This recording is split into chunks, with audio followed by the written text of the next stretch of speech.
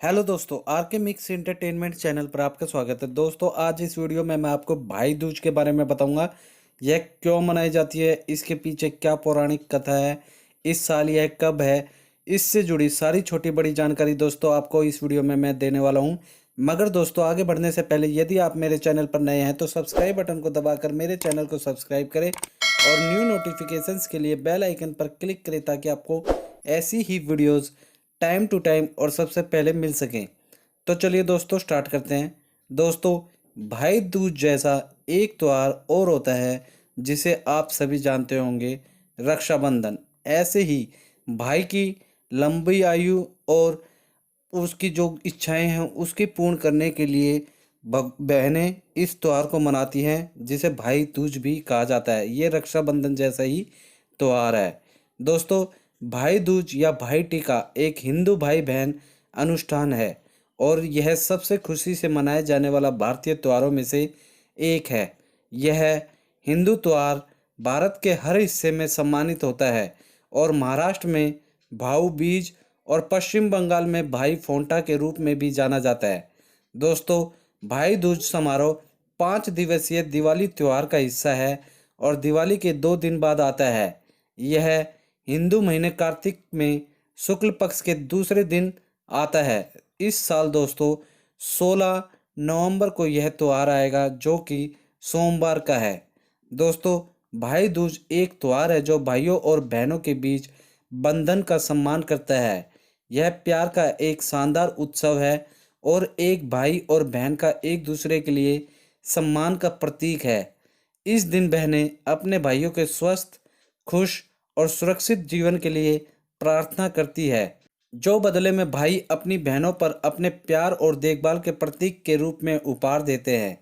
भाइयों और बहनों के इस त्योहार पर पूरा परिवार एक साथ आता है और इस उत्सव के दिन मिठाई और अन्य स्वादिष्ट व्यंजनों का आनंद लेता है। भाई दूज की उत्पत्ति से जुड़ी कई कथाएं और कहानियां हैं। दोस्तों, इसकी जो पौराणिक कथा है वह इस प्रकार है। भगवान सूर्य नारायण की पत्नी का नाम छाया था। उनकी कोख से यमराज तथा यमुना का जन्म हुआ था। यमुना यमराज से बड़ा स्नेह करती थी। वह उससे बराबर निवेदन करती कि इष्ट मित्रों सहित उसके घर आकर भोजन करे। अपने कार्य में व्यस्त यमराज बात को टालता रहा। कार्तिक शुक्ला का दिन आया। यमुना ने उस दिन फिर यमराज को भोजन के लिए निमंत्रण देकर उसे अपने घर आने के लिए वचनबद्ध कर लिया।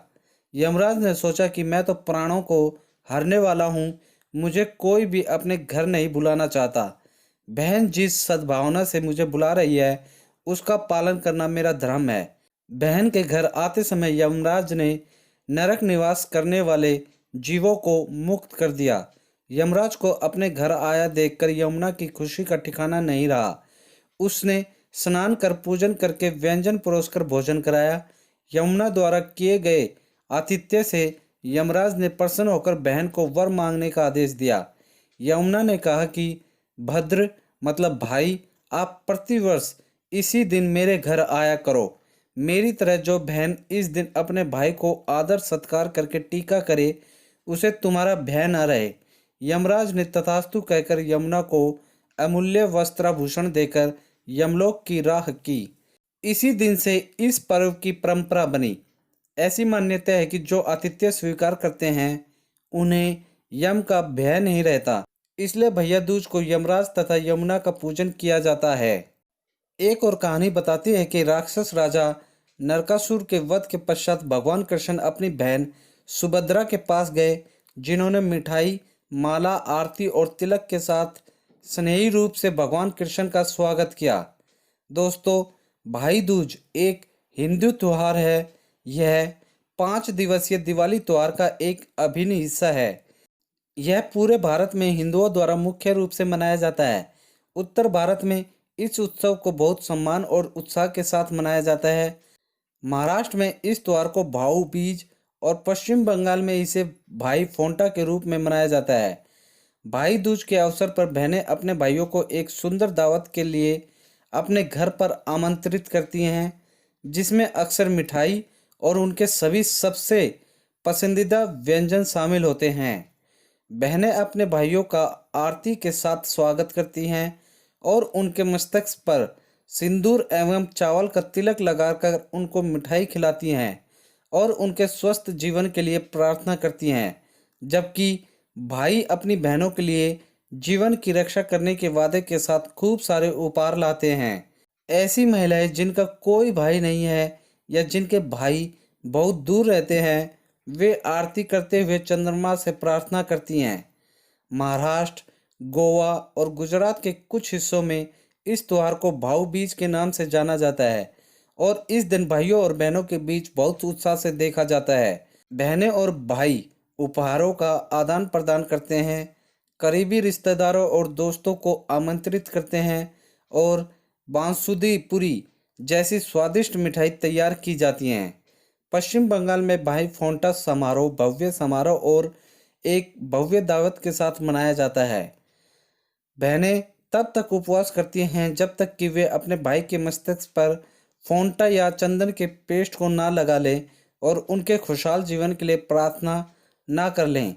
इस हिंदू त्योहार को मनाने के लिए भारत के हर हिस्से में अलग अलग परंपराएं और अनुष्ठान होते हैं।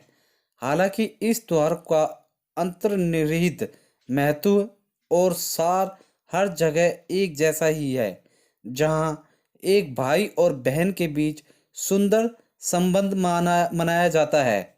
दोस्तों, ये बिल्कुल ही रक्षाबंधन की तरह मनाया जाने वाला त्योहार है।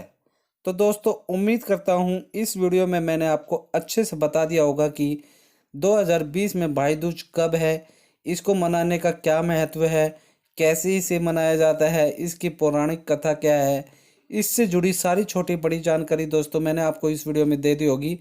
दोस्तों, अगर आप लोगों को वीडियो अच्छी लगी तो इसे लाइक करें। मैक्सिमम से मैक्सिमम हर जगह अपने भाइयों में, बहनों में, अपने पेरेंट्स में, रिलेटिव में, हर जगह इसे मैक्सिमम से मैक्सिमम शेयर करें ताकि उनको भी ये जानकारी मिल सके दोस्तों।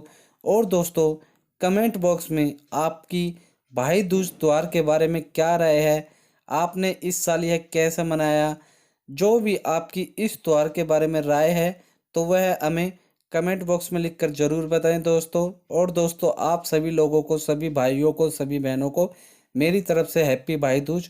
और इसी के साथ दोस्तों, यदि आप मेरे चैनल पर नए हैं तो सब्सक्राइब बटन को दबाकर मेरे चैनल को सब्सक्राइब करें और न्यू नोटिफिकेशंस के लिए बेल आइकन पर क्लिक करें ताकि आपको ऐसी ही वीडियोस टाइम टू टाइम और सबसे पहले मिल सके।